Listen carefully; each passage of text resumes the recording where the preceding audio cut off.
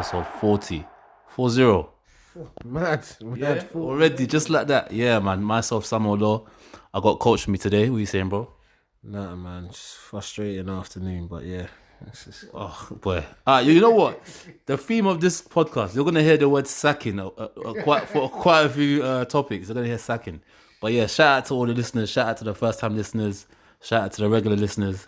So yeah, obviously we're going to start at Sheffield, Bramall Lane. Sheffield United versus Man United. United go 2-0 down. United come back. I think they scored like 3 goals in 8 minutes to make it 3-2. You think United are, have got over the line, 3 points, difficult place to go, and Sheffield United equalise. First of all, you know what? Let's talk about the lineup. What did you see? Obviously, what did you think about the lineup when you first saw it? I think it was Brandon Williams started, didn't it? Mm-hmm. Yeah, so I think the lineup was there to protect him more than anything. I don't think he's capable of playing in the back four, like away from home at Bramall Lane and stuff like that. I think the 3 at the back was to protect him. Now, the person that was supposed to protect him was that was our actual problem. So I wasn't fussed with the lineup. Plus, like I said, our central midfield are just depleted. I mean, when you see Pereira, when you see Fred as a combination, Pereira and Fred as a combination, as our centre midfield. I've always rated Fred and whatnot, but I rate Fred in the midfield 3 at the end of the day, where he's got 2 other people to bounce off and that. But when he's in the midfield 2, sometimes I think he's even too much when he's with McTominay. Just them 2. But to now take McTominay out and put that soft cheese footballer, Pereira, who I don't know what he's like. He's our jacker to me. He's our jacker. I don't know what he is. Do you know what he is? I would say he's more of an attacking player. Oh, okay. I wouldn't say he's a holding centre mid. I won't say he's. You think he's an attacking player? I just don't think he's got the IQ for that. I don't see him on the half turns and stuff like that. But yeah, anyway, just going back to the lineup and that, I was cool with the lineup. That was fine. I mean, yeah. What jumped at me when I saw the lineup was the 2 in midfield. I thought it was going to be a 3-5-2. Okay. Yeah, with Daniel James kind of playing behind Rashford and Martial. Okay. Realised it was a 3-4-3 with Pereira and Fred in the midfield. And yeah, that's when I got worried, because I thought to myself, Sheffield United are going to play 3-5-2. They got the 3 in midfield against the 2 of Fred and Pereira, and I didn't have any confidence in that too. Even if we had a 3 in the midfield in Pereira, McTominay and Fred, it still would have been difficult for us at the end of the day. But the fact that there's no McTominay right now, I mean, look how we're speaking about McTominay, as much as he's come on. Can you imagine? But this is where we've got to in terms of centre midfields and whatnot. So any game that we go into now, to me, I'm kind of half expected we'll be dominated in the middle or midfield, unless we just sheerly just pack the numbers or put a Tuanzebe in there back again to just shore it up a little. I would like a Tuanzebe as a DM, Fred on the left hand side of him, maybe a Pereira on the right hand side of him. That's what I would like moving forward. That's who I thought. Until Scott McTominay's back. I thought Tuanzebe was going to play ahead of Jones, because I didn't know if Tuanzebe was fit. I don't think he's fully fit. I don't think, because Solskjaer clearly likes Tuanzebe more than Jones. Clearly, he wasn't fully fit. I don't think he trusts Rojo either. But I think Rojo might have come back from international duty a bit late with Argentina or whatever. Yeah, Rojo would have been ahead of Jones. Yeah. I'm one of the people that said Jones in a 3, he should be okay. I mean, you got protection on your left, you got your protection on your right, but has he gone in the same list or the same boat as guys like Matic now, where Ollie's just going to be like, yeah, man, you're done. The Jones, the Smallings, the Matic, where he's just going to get them out slowly but surely at the end of the day. He's looking at his options today. Tuanzebe's not fully fit. There's no point in risking him. He's the longer term solution for our centre-back place and whatnot. And then Rojo, obviously, come back from international duty. So you just got to put Jones in there. He's there. So you got to play him. Bailly's not fit, so you can't play him right now. So you got to play Jones, and obviously with Ollie, it just proved to Ollie that why I don't play Jones at the end of the day. So I won't be surprised if Tuanzebe gets more fit. But once again, with Tuanzebe coming back, I'm looking at him as more of a midfielder now, because I'm not on the Garners and all them sort of man going into our midfield. We need someone solid in there that can have that sort of, do you get what I'm saying, defensive mindset as well. Do you know what I'm saying? Not just bombing forward, like defensive mindset that can balance the other 2. So hopefully that happens. But in terms of Jones, I see, if he's finished, he's finished. He's been finished for me anyway. I mean, the performance today, first half, one word I can describe United first half was spineless. They just weren't up for it. They were not on it. Yeah? And Sheffield United, credit to them, man. Let's give them credit. They know what they're doing. That's a team of that's a bunch of guys that have played football with each other for what, 2-3 seasons now. They all know each other, they play for each other. They clearly have a system that works for their level of quality. Yeah. They knew they're gonna target the channels, and it was more the side of Jones and Williams. And it worked, But what do you think about the actual comeback? In hindsight, is it at a point a good result for United? At a point, it's not a good result because at the end of the day, I'm not doing the whole where Man United, so we should be rolling out of bed and beating Sheffield United, because the Premier League's not like that no more. Yeah, but I mean, you're saying the Premier League's not like that, but City has struggled here, Liverpool struggled here, Arsenal lost here. It's not easy. But that's I get that, but at the end of the day, I think Man United players have more to prove against the smaller teams than the Cities and Liverpools and all that. And on the whole, City and Liverpools, they tuck away those teams. On the whole, they might have an off day, but they usually tuck away those teams at the end of the day. But with us, our biggest thing has never been playing the big teams. It's been going to Bramall Lane. Do you get what I'm saying? And playing against players that are just going to be willing to fight. They're going to out-fight us. Do you get what I'm saying? It's not going to be about who's got the most technical ability. Everyone knows United are going to have the most technical players, but Sheffield United know that. So how are they going to do that? They're going to have to come with the effort, the hard work, winning the 50-50s, winning the headers, getting the crowd involved. Do you get what I'm saying? And making the United players nervous and stuff like that. So Sheffield United they didn't surprise me with what they did at the end of the day. But what also didn't surprise me is how United crumbled in the first half at the end of the day. Because I've always said it this season, if we're playing Liverpool, we'll be fine. If we're playing Man City, we'll probably be fine, because they know if you come with a half-hearted performance, you're going to get 7, 8 maybe. Yeah, but when it comes to the Sheffield United and stuff, we are not a team yet. We haven't got a squad yet or team yet to beat those sort of teams. Yeah, I think what you said last week was that United, or 2 weeks ago, United wet the bed. That's the phrase. Yeah. That's what they did. That's what they did in the first half. Wet the bed at the end of the day. But obviously, you've got Sheffield United players who probably none of them had international duty as well, so they've had 2 weeks off to prepare for United coming in. It's their home game. It's one of these typical winter nights. Yeah, but how many of these men are in the international team? Matt Marshall's not there. Pereira. But what I'm saying is that in terms of like our players, they don't know how to win yet. And when I mean win, to me, the majority of teams you play in the league are the lower teams. Top 6, whatever. You can take points off each other, but the lower teams is where the bulk of the points come from, and they don't know how to win. To me, that's when I know you're a winning team, when you're tucking away those teams home and away. That's when I know you're a winning team. We're not there yet. We're nowhere near there. The fans, cheekily, second half, when they were 2-0 up, started chanting, sacked in the morning, you're getting sacked in the morning. What fans, Sheffield United? Yeah? Sheffield United? Yeah. Sheffield United fans were singing sacked in the morning. Yeah.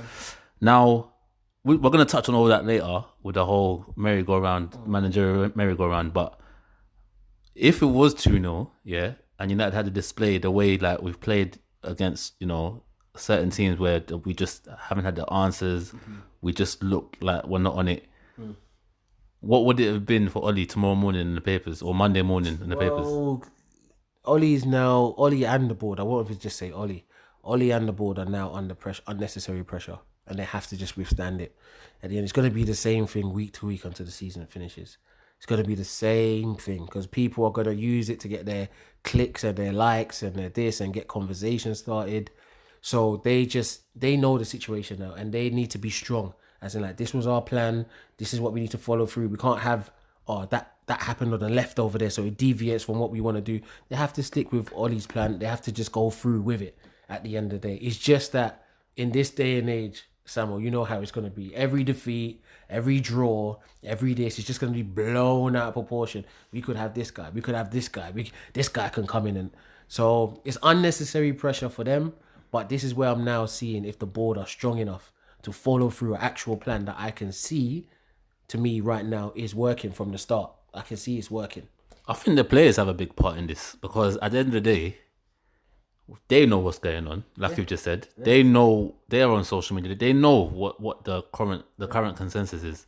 So at 2-0 down, it's easy mentally to just be like, oh boy, like, we're just not on it. It's not our day. Yeah. And like you said, it will look terrible on Ollie. But, the comeback there, the board are looking at that. You know what? He has got a bunch of players that haven't got the quality yet, but they're still fighting. Yeah. Do you get what I'm saying? They're not that spineless in terms of what we thought. Yeah. So Would you stick with Oli basically? I know you're clear on. Yeah. I'm sticking with Oli until, like I said, for me, just like we've given the other managers 2 to 3 seasons, I'll give him the same thing. And I've seen the start of his plan, and I like the start of his plan. I would like to see what it evolves into in terms of recruitment and even formation change. I still think we need 3 in the midfield. That's what I feel needs work. I mean, if you have a 2, you need a Kante there to make up for the extra player missing. To me, that's the only way you can have a 2 in midfield, when you have a Kante alongside you who does just running up and down all day long. But if you don't have a Kante, we have to have a 3. So I'd like to see how Solskjaer recruits, number one, and when he does recruit, what his formation evolves into and whatnot, or if he or does he have in his mind his recruitment are going to be players who can play that 4-2-3-1? Is that going to be his recruitment strategy? As in, I need players who can play this. This is my formation. This is how I want to do it. So that'll be interesting. But I'm nowhere near off the get Ollie out and all that. So I'm not there. So obviously, like you said, a lot of talk is gonna be obviously on Ollie and his position, and that's because in the week Spurs made how you could I could say brave, I could say bold, I could say silly, but they made a blank decision to sack Pochettino. First of all, before we get onto the West Ham Spurs game and Mourinho, was it a right decision to get rid of Pochettino at this time? Only time will tell. Me personally, What do you think when you saw the breaking news? What was you thinking? I think they definitely have someone in place. There's no way you're going to get him. For what Pochettino's done for that 5 years, there's no way you're going to get rid of him and then now start saying, oh, we're going to look into the searching and we're going to have an interim. They knew from months ago. They knew from months ago. Now, You told me, you texted me and said Jose. And I said, nah, it can't be Jose. because if you're not getting someone like Pochettino, if you're sacking Pochettino at this part of the season, it's got to be a worldie of a manager that's coming in. No, but the reason I said no, it can't be Jose was because I thought Jose wouldn't take that role knowing the situation at Spurs, knowing the funds available. As much as, obviously, I'm a Jose fan, so as much as, like, I don't like saying it for him, beggars can't be choosers. He wants to stay in England. His family's in England. He wants to manage in England. You've done Chelsea. You've done United. It hasn't worked out. Well, obviously worked out in Chelsea, but not for a long term. It didn't work at United, even though he still won trophies. So Spurs are the only ones at the end of the day. Obviously, the Arsenal rumours were out there and that, but the way the fans were going on, do you know what I'm saying? Like, that was never probably going to happen. Do you get what I'm saying? But before we touch on the Jose, let's talk about Poch though. So, would you say Pochettino's time at Spurs was a success or a failure? If you had to choose two, one of the two, you can't say no in between. If you had to say, like, looking back at it, Success. I would say it's a success. I think people are labelling the trophy thing as, I think it's not the be all and end all for Poch, because Poch took that club to places they've never been before, and that's success. As much as I don't do the whole getting to Champions League finals and coming second and glorifying second, you've never even sniffed there before. You weren't even in the Champions League like that. Yeah, Harry Redknapp got you in there, the odd time or whatnot, but you were consistently getting in the Champions League with the budget, obviously, that he had and whatnot, which was cool. It just got to a certain point where he got stale, the squad got stale, Daniel Levy got stale, and they just didn't know where to go. Why though? Why did it get stale? Because for me, if I'm Poch, yeah, I'll feel hard done by, because in the summer you've just come from a Champions League final, yeah. Give me the extra funds that I need to strengthen the squad like properly so I can challenge. I tell you what, now this, obviously, you know me, I got my theories and stuff like that. I feel that Poch was told, probably at the beginning of the season or whatever, probably at the beginning of the season, because they always got to have a sit down. If you make the Champions League final or win the league, yeah, well, I would say more Champions League final than not win the league, because obviously if you win the league, then whatever. But if you make the Champions League final, we will give you the funds that you need. Because see the way Poch celebrated when they got into the Champions League final was like he won the final. Do you see him on his knees, pumping his 2 fists? Listen, okay, I know you've never been there before, but it's just a final. You still got to win the final. But the way he was celebrating looks like a man that was told that, you know what, if I get into the Champions League, I can now have my funds to kick this team on. Because the way he was celebrating that semi-final was like he had won the Champions League. The way he was said, you know, normally you'd celebrate and say, yes, come on, guys, jump all over each other. That could be anything, though. That could have been the manner. I remember it was VAR, they were nearly out. But this is what I'm saying. This is what my theory is. As in, he's been told that. It's come now to summer. He ain't been given that. That's why he started doing this. Remember the press conference? I'm not a manager, I'm a coach. I'm a head coach. I'm just being given these players. I can't wait for the transfer window to be closed. This, that, and the other. So to me, it looks like Levy's gone back on a promise. Now, I think Levy's gone back on a promise because he's already had the Jose thing under works. Nah, they said they're speaking to Jose like a month ago. Really, Samuel? Really? That's what they told you. And but that's at that time, you wouldn't believe after 5 years of what Poch has done for that club that they wouldn't have been speaking to Jose from the summer. No, because in the summer, Jose didn't look as attractive. Like he just been sacked. Poch just got to a final. Why would you be looking at Jose? What you have to understand is that Jose don't look attractive to us fans because all we remember is what he does at United and whatnot. But Levy and those guys, they're already looking ahead. These guys are not silly. They don't talk to people for a month and say, yeah, oh, you're the guy now and whatnot. They're already looking ahead because already don't forget the relationship's already strained between Levy and Poch. So once it's strained, yeah, because don't forget Poch thinks he has the control because of what he's done the whole 5 years, and the fans love him and whatnot. And people are always saying, yo, Levy, give him the money. So he's gaining that control. Once Levy's seen that, the manager's getting a bit too much control, the strain comes. Once the strain comes, he knows, you know what, Poch might leave me, No, but that's what I'm saying. That theory that you got, I could agree with it, but just not the Jose part that I'm looking at Jose from then. I could agree that maybe they promised him. But you see the guy that facilitated this agent guy that facilitated. Yeah. Listen, he's not a man that you call in and he talks to you for a month. No, but this is what I'm saying. He puts things in works for months. He can also be the man that makes things quick. What I'm saying is they might have promised him some stuff and not got it, but I just think maybe, as you saw, things kind of happened at the start of the season. And then that's when he's thinking, you know what, it is getting stale. And Levy said, for us, we just wanted to re-energize the squad and get a winning mentality and blah, blah, blah. But what I'm saying, do you actually believe what these guys come out with their statements?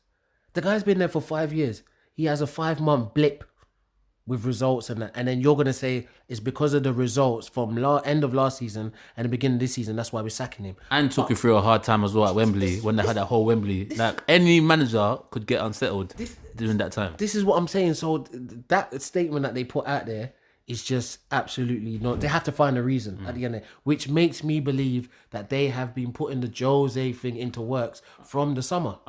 So let's get to Jose then. So you think it was a success, but Jose is the manager of Spurs now. So how do you feel, or what do you think Jose can do with the Spurs team? I think it's very dangerous because Jose is coming to a better squad that he had than when he went into Man United.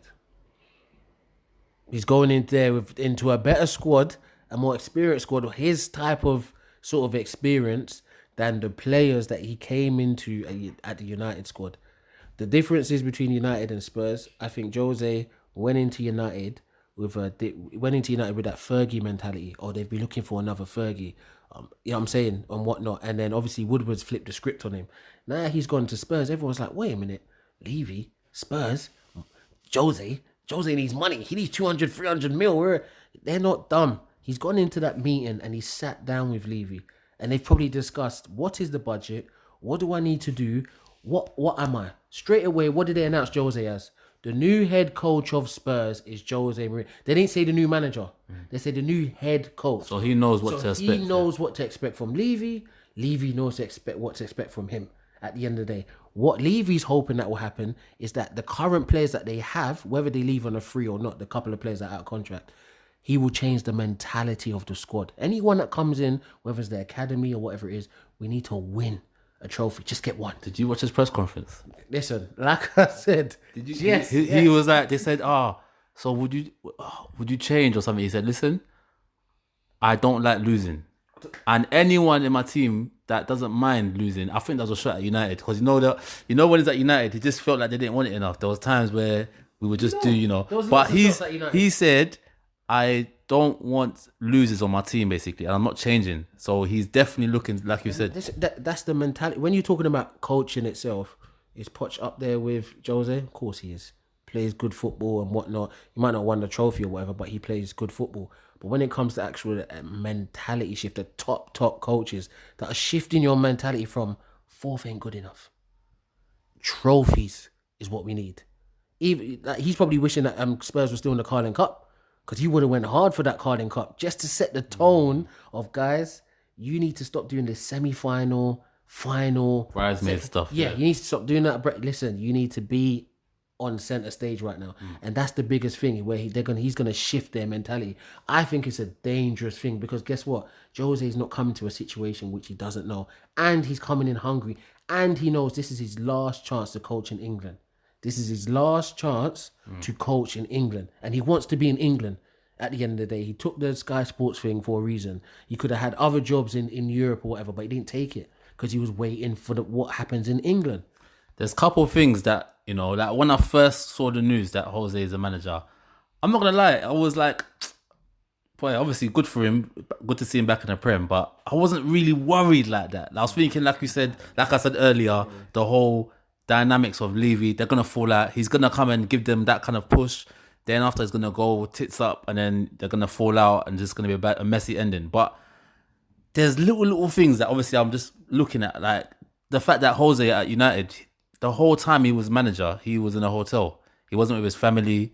The guy's still got his London home here. He's in his comfort zone still, in terms of like, he's not going to be stressed like that. And also the press conference, I know it's just words, but he was saying some proper, like, things that I've never seen him say. You know, that usually is all about Jose. The guy was saying, yeah, it's not about me, it's about the team. Like, don't look at me. I've learned things. He also admitted that he's learned things from his previous managerial stints, and said, you know what, I had to reflect and look at what I was doing wrong, blah, blah, blah. He even said, Poch is the guy that basically built this team. Like, I'm just here to give it that extra push. Like, he's done the foundation. So he's identified that he's got a good team, and it is and even what he said about the academy. He said, listen, I can see sometimes people want to use academy players, but the work that's done behind the scenes is not good enough to have them academy players come through. Another shot at United, because United, once again, they've been restructuring their academy as well.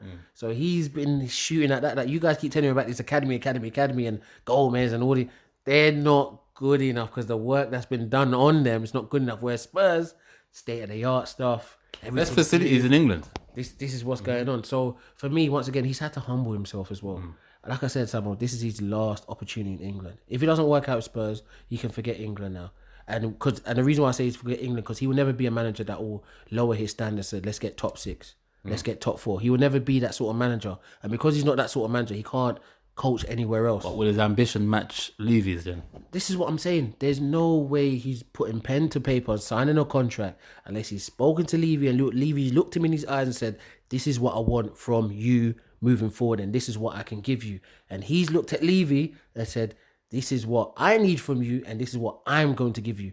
And they've come to an agreement. He knows what he is. He's a head coach. Yeah. I was at the game yesterday, London Stadium, for Jose's first game. Shout out Maz. Met someone called Maz. Hopefully he's listening. New listening to the show.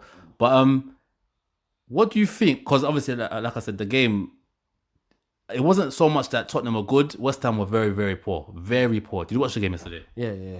They were so poor. And you know, the West Ham fans were just... Pellegrini's another one. He needs to be careful. He's going to. Yeah, he's on his last leg. He collects his paycheck, he'll be gone. The fans were on him. But the fans weren't happy. But Jose, I didn't see much change in the team. It's obviously, I think he's only had like 2 or 3 training sessions with them. I thought it would be like a slip up potentially. But, I mean, they do look good. He's brought Moura in now. So he's playing with that whole front 4 of Kane, Ali, Moura and Son. He's going straight for it. He's got the 2 behind Winks. Is it Dyer? He's brought Dyer in. Yeah, he's brought Dyer back in. He wanted to buy Dyer for United. He likes them sort of play. He likes the physical sort of. He knows the Premier League. Yeah, but I didn't see a difference in style of play. It's early. But what do you think of Jose's style of play and what the fans have been used to for over the past 4 or 5 years. I think the biggest message that's been put out to Spurs fans, yes, they can still talk about style of play, but it's been about them getting over the hurdle, getting over the semi-final, I think that's the narrative that's been pushed into them. It hasn't been about Jose's attractive football or what type of football he is.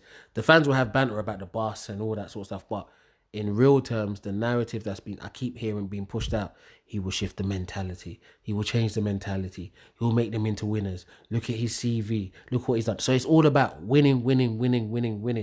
And that's a shift in mentality. So it's like that might shift certain fans away from the whole, listen, Poch gave you nice football, got you in Champions League, whatever, but it's now time for the next step. And that next step is not necessarily champagne football and trophies. Because you don't have the budget for that. You don't have the budget to go and sell Danny Rose and sell Ori and go and buy 50 mil worth of fullbacks. You don't have that budget. So if you don't have that budget, don't be moaning about the football so much. Because the thing is, the fans, like I said, when it first came out, like the Tottenham fans that I know weren't happy. They were like, oh my God. But then, when I started seeing Tottenham fans, they were saying, Poch is a top geezer, but the time is now, like, we have to start winning. And Jose's a proven winner, blah, blah, blah. They started talking all that, trophy stuff. And even yesterday, I said to myself, how long till the Tottenham fans start singing Jose Mourinho? But we'll see. We'll see if the fans kind of connect to Jose. Obviously, if fans are fickle. If Jose starts winning, then... Yeah. I mean, that's what he's there for.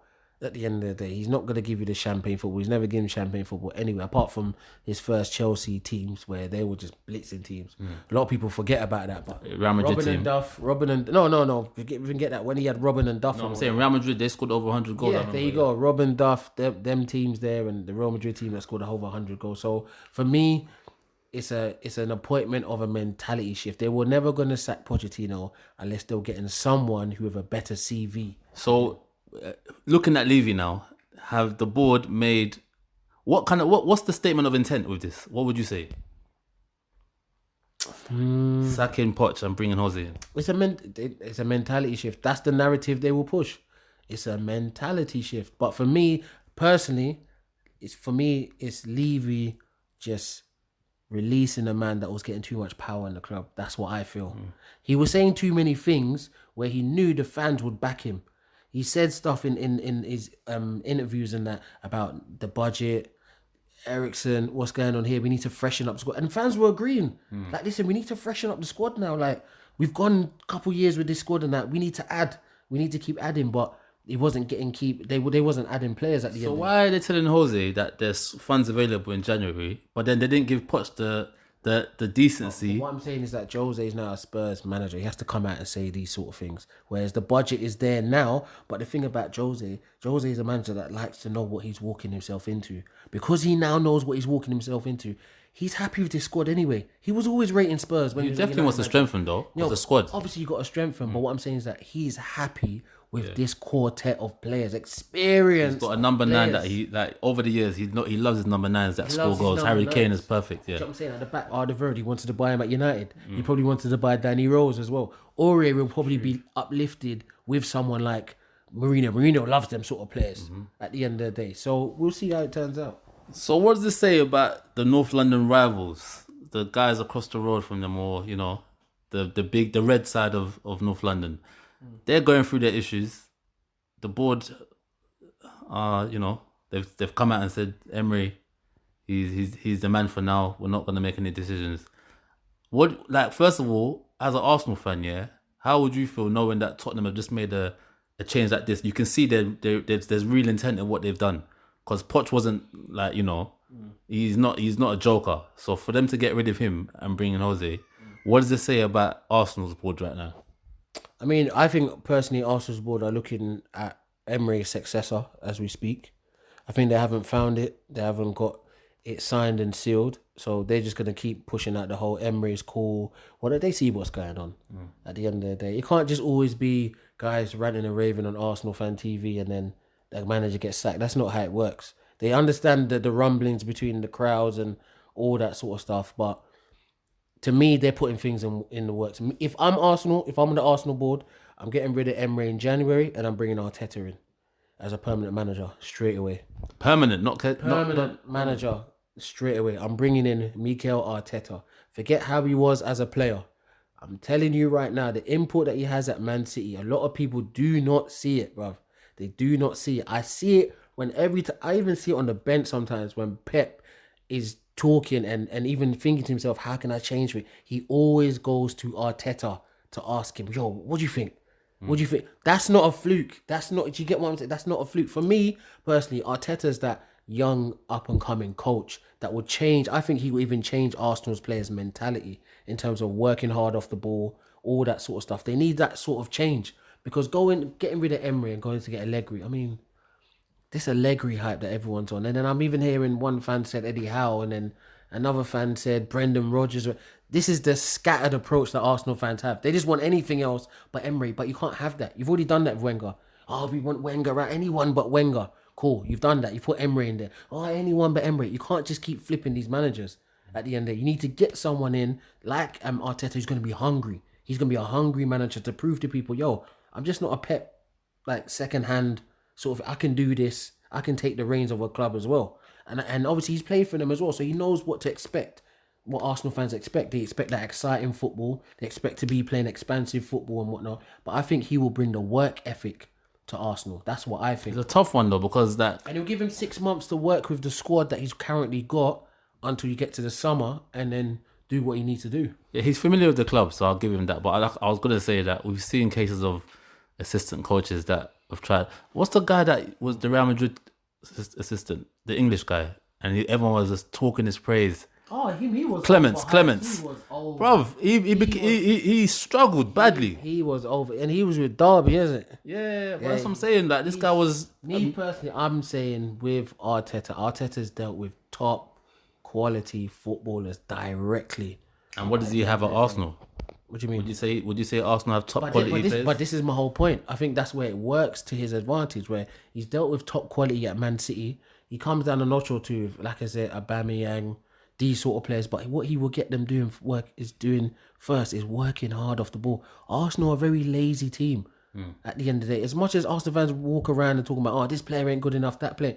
As a collective group, they're very lazy. They either don't win the ball up high or they don't shut down the spaces quick enough.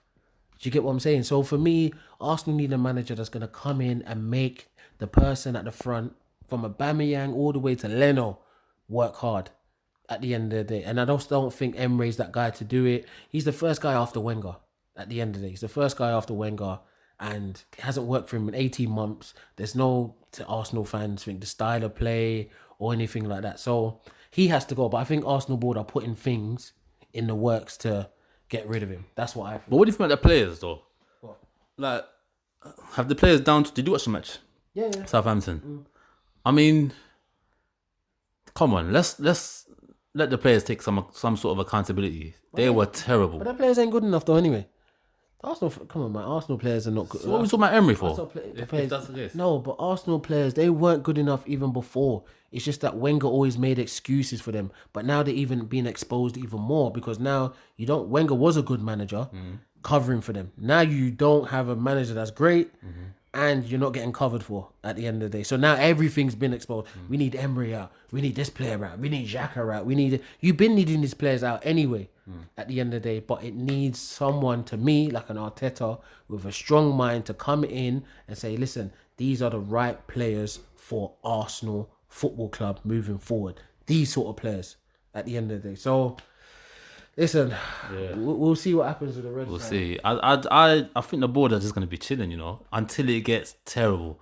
Like Arsenal, let me just even get this up. Let me get their fixtures up. Listen, with Arsenal board, I really think that they're already putting in plans for the end of the season, hoping that he would last the end of the season. Yeah, because it was a 2-year contract. And if he doesn't get the Champions League qualification, which is doubt that he will get, then they can just get rid of him and whatnot.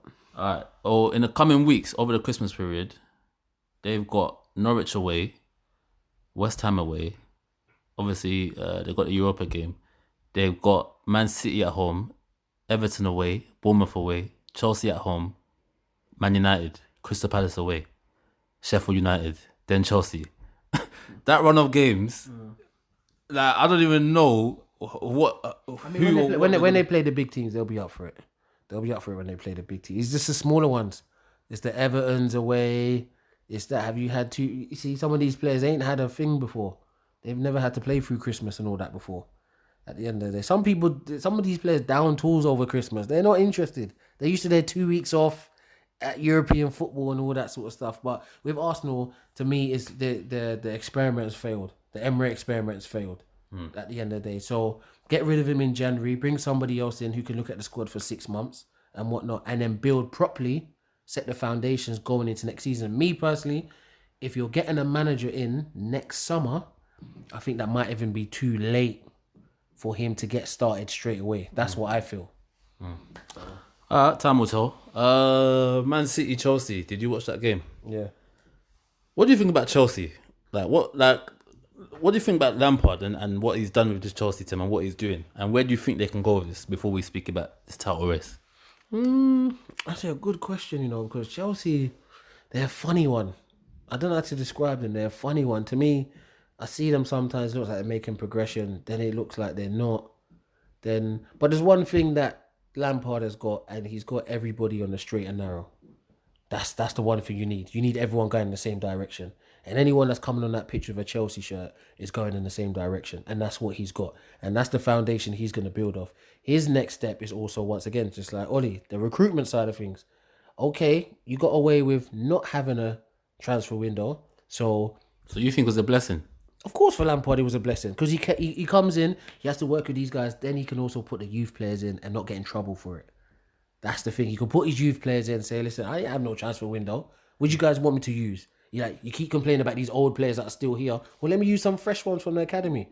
And then that works for him at the end of the day. And then he gets to assess what the academy players are like and who can make the step up. So for him, he's done very, very well in terms of discipline. Did you see that picture that was floating around about the Chelsea fan? Is that real or is it fake? No, it's real. That was brazy. Bro, £500 per minute if you're late to a team meeting. There's a lot of clubs where it's standard like that, the big clubs. It's standard like that. It's not a joke. So it's not just Chelsea that... No, it's not just Chelsea. Obviously, that one could have got exposed. Obviously, that's his one. Yeah. As the manager, that's his one. But there's loads of clubs where they have the fine system. And it might not be that much, but once again, he knows as professional footballers, when it hits you in the pocket, if you don't know what we're talking about, there was a picture floating around of, I think someone leaked Frank Lampard's list for the fine system. Yeah. I'm seeing if you're late to training 20 bags, and whatnot and stuff like that. Late to match day, if you're not wearing your tie, it was like Coach Carter stuff. If you've seen Coach Carter the film, it was like that kind of stuff where he was just. It's not a joke, because at the end he knows that to come into the football club is discipline. Pull it up on the wall so everybody can see it. At the end, no prima donnas, none. If you don't want to, you just won't play. David Luiz, you're not interested. Go to Arsenal. Go to Arsenal. You're not going to do nothing anyway. Simple. But that's what I'm saying about Lampard. He's done well with the discipline. And he's learned that from Jose. That's what he's learned. He's come into Chelsea and he's learned that from Jose. Like, listen, the first thing that Jose did when he first come in here was get us on side and get the discipline right. We have to all go that way. And the only way we can go that way is if we're not over here and we're going forward together as a unit. If you don't want to, let me know. I'll play the youth players because I don't have a transfer window anyway. So I'm going to have a free season. So anything good that I do... Yeah, and the fans love me. The fans love me as well. Yeah. But his next step is now recruitment side of things. Once that thing is lifted, then we'll see what type of managers, then we'll see what type of players he likes to bring in and go from there. Because he's done it with Derby. That Derby one, I thought, you know what, this might be a fluke or one-off, but he's doing the same thing at Chelsea. And Pep had high praises after the game. He said this Chelsea team is very difficult, in terms of to play against. I mean, Man City made it a more difficult game than it should have been and whatnot. But once again, he's just got them going in the same direction, and that's what it is. There's no, like you said, prima donnas. There's no Willian shrugging his shoulders, or if Pedro's playing shrugging. They're all working. They all have to work. There's no excuse for anyone not working. So even when that fine thing system came up and whatnot, that shows you the mentality he's walked in there with. Like, guys, I don't want to hit you in the pockets, but I will hit you in the pockets if you take the piss. Don't try and undermine me. Do the simple things well. That's what that fine system's for. Do the simple things well. Get here on time. Do you get what I'm saying? Don't be late. Professional, yeah. Let us know. If you can't come in, don't be letting your agent phone us. Let us know. call someone on time. This amount of time, this is what you've got. It's very simple. It's out there in black and white. Man City, they came from a goal down. It's easy to drop your head, obviously, but they're at home. They're trying to go for this title. Is it the third straight, right? Back to back. Yeah. It's always hard to do that. Shout out Man United, they've done that. Yeah. So, first of all, do you think kind of City are struggling a bit, or do you reckon it's just the injuries of Laporte, and obviously you got Leroy Sané to come back still? Do you reckon they're just trying to get over this period and just get the results, or Laporte hurts them a lot. Laporte's their best defender, which then now restricts Fernandinho at the back, who's not a defender, who's now had his best game I've seen him in a long time yesterday. But what I'm saying is that he's had to get used to that new position because he's going to be there for a while until they actually get a centre back. He doesn't really trust Stones like that. He definitely don't trust Otamendi after what he did at Norwich. I don't think I've seen him since, and that's just what it is. So for me, in terms of City are just doing what champions do. They're not giving up. They're not giving their title like that. They're not giving up. They're still 9 points behind or whatever, but they know we can't lose no more ground. When they went to go down, obviously the result earlier, Liverpool coming back to win. I just thought this is the season. I genuinely thought it's the season done, man. Chelsea win here at Etihad, it's done. And then everyone's banking on Leicester to keep up pace. Bro, which they're doing. Leicester's keeping up pace, but we're not expecting Leicester to, come on, man, drive Liverpool all the way to the end. It's Man City, really. Man City are the ones that are going to get involved and probably stop Liverpool. But they did what champions do yesterday. It wasn't their most fluent performance, but it was a big six team. And they went out there 1-0 down and they went and pulled out the victory. That's what you do. But if you're Pep, though, how competitive is he? Is he looking at it like, I've won back-to-back titles. I haven't won Champions League. Everyone's telling me, I haven't got a Champions League since with, Champions League final. I want to win the Champions League I didn't win it with Bayern Munich. He didn't win it. And I want to win it with City. Is it a thing where Pep might just say at one point, I can't, with the injuries that I'm having, I can't focus too much on the league if I want the Champions League? Would he concede that, or is he going to go for both? I think his squad's big enough. His squad's big enough at the end of the day. Like, if Liverpool lose Van Dijk, is their squad big enough to cope with that? Do you think? But the way they're playing, yeah. No, but I'm saying, even if Van Dijk goes out, I'm saying for 6 months. If Van Dijk goes out for 6 months, do you think they'll be able to cope with the centre backs that they got? Matip, Lovren, Gomez. Really, do you think they could be able to cope? Let's go there right now. Let's talk. Liverpool, they can't stop scoring, bro. Okay. They remind me of, and it hurts me, but they remind me of United, where you could concede in the 80th minute 1-1 and you're thinking, we've conceded, but I still thought we're going to score again. Yeah. That is exactly how Liverpool fans must be feeling right now. Yeah, listen, they're champions elect right now. Still early, 8-9 points is really, when you're hitting the double figure sort of points, that's when you're really clear. Me, one loss, one victory, and for Leicester and whatever, now you're talking about 5-6 points. So it gets close like that. But like you said, Liverpool, they just don't look like they're going to lose or even drop points. It looks like there'll be a last minute goal here, there'll be a last minute penalty here. It looks like it's been aligned for them. All the luck is going their way. Hopefully that luck runs out soon. But Liverpool fans hate you, They respect you, but they hate you. Like, bruv, this guy hates Liverpool too much. No, but listen, if they're real Liverpool fans, they hate United as well. At the end, that's the real rivalry. When it comes to winning trophies, that's the real rivalry in England. So as much as I respect Liverpool, and respect Klopp, and respect what the team's doing and the consistency that they're giving, obviously as a United fan, I want that luck to run out soon. But you got to give them their props at the end of the day. And once again, remember what I said earlier about winning. United are not there. Like, Liverpool are there. They know how to win.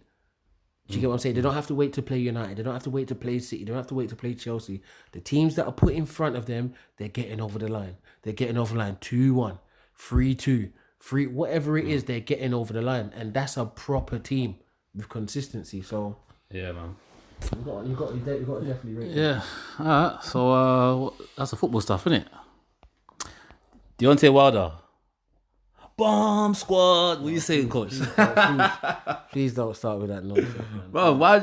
Listen, because shout out the man them. The boxing group was lit yesterday. Obviously, their man are just saying, this guy is not good. but he's just got that right. Like in terms of, he makes up for it basically. Yeah, of course. Listen, Wilder's not a boxer. He's a puncher. There's a difference. He's not a boxer. Like, he is just a puncher. So once again, he's always got a puncher's chance. Like, so what people always say. But for me, I mean, what is this victory? What? No. So basically, What is this? So be real with me. What is? Has he knocked him out already?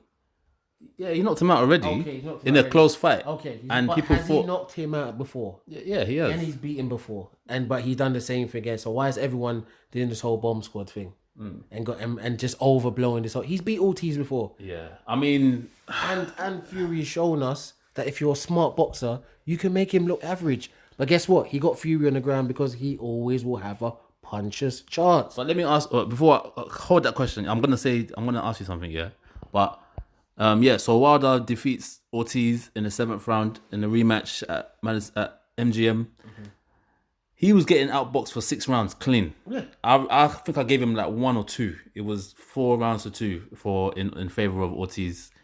But I'm telling you, I still thought to myself, he's gonna touch him. Because you see boxing, you can be perfect, near enough perfect, but you're gonna eat shots because it's boxing. You got the other guy coming at you. So even if your defense is, Floyd is at shots on rare occasions.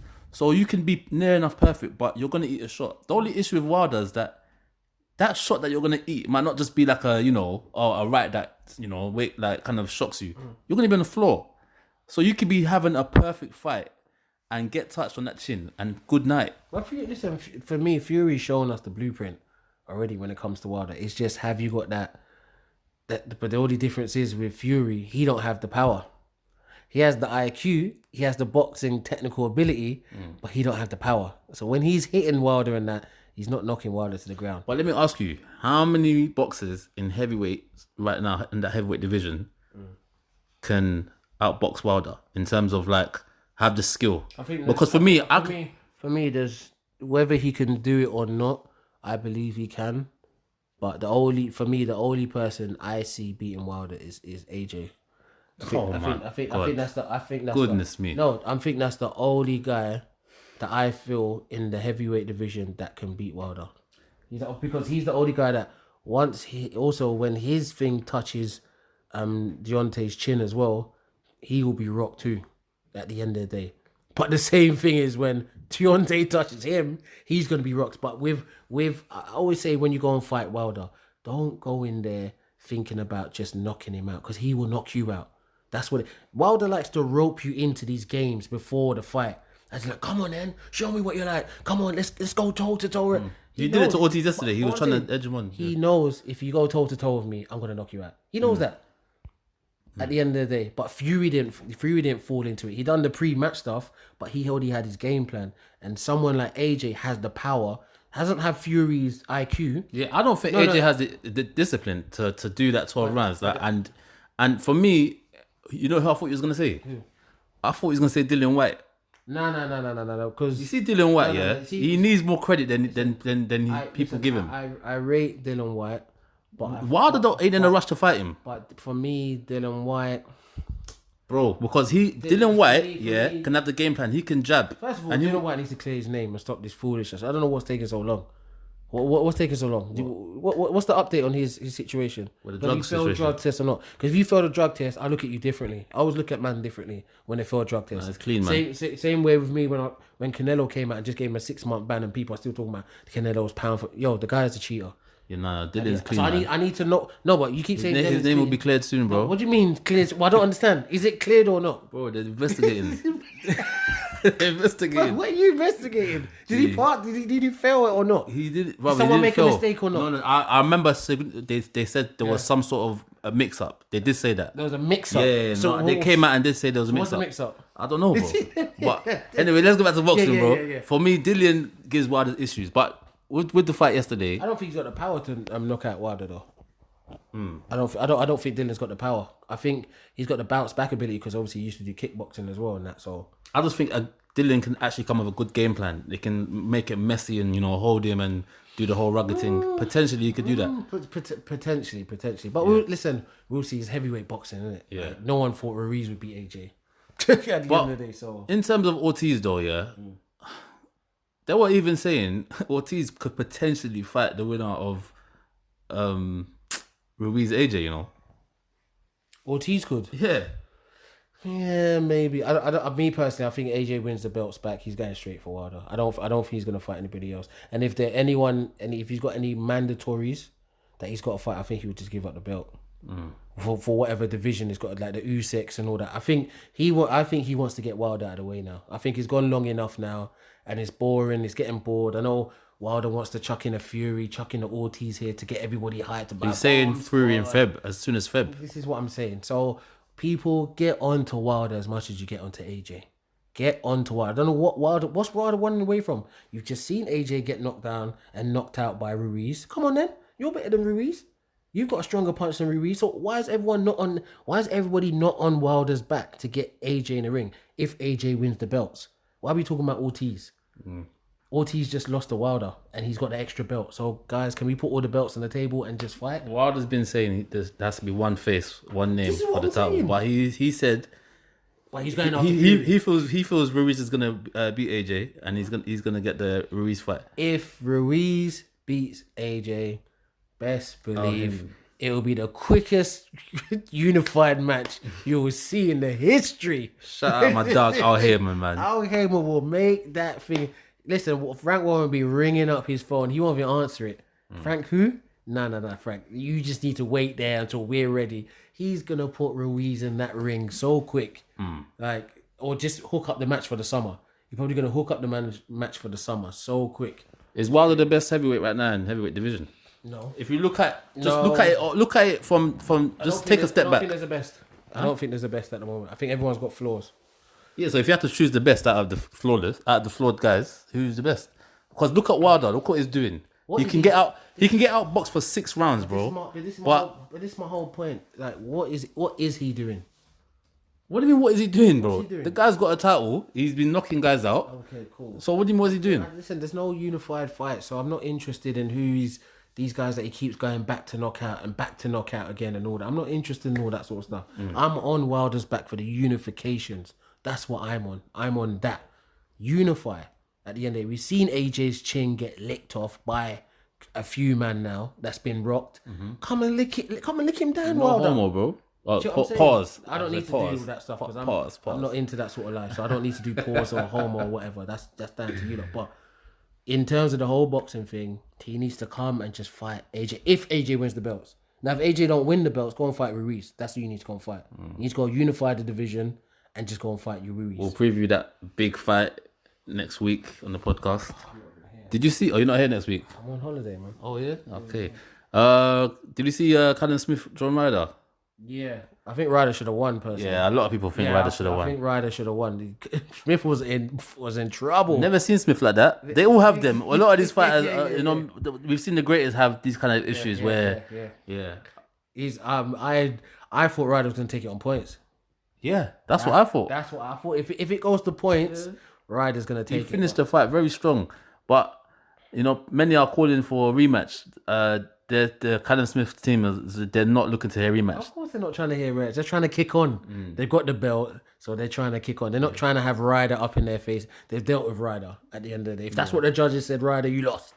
Yeah, you lost. But bro, they We're not had trying to swing. they had no, but they had the decision. The points were ridiculous. Yeah, it was. They had like 116 to 112. Like, come on, bro. What fight were you watching, bro? Yeah, I don't know what they were saying. Right, Ryder done his thing. Yeah. At the end of the day, I didn't think. Look how short he was compared to. I didn't think. It's always awkward for taller fighters, isn't it? It's always awkward, like because you got to come down low, your stance and all that. Whereas the shorter fighter can always come up and stuff like catch you with an uppercut, hit your body as well. Your body's in line with them, so they can just power to the body. Plus, you're up here when you're tall, covering your face, but your body's exposed to their level. So Ryder took it. Ryder did well. It was very good. Like he got up close and made that dirty fight. Yeah. So And Smith just couldn't. I'm not surprised with Smith's camp. We don't try and do Ryder. I rate Smith though. Do you rate him? Nah, I like Smith, man. He's okay. Yeah, that's another week, people. So we'll be back next week. Have a good week. Peace and love. Make sure you like, subscribe to the Team Talk TV YouTube channel. Follow us on Instagram, Team Talk TV. Yeah, till next week.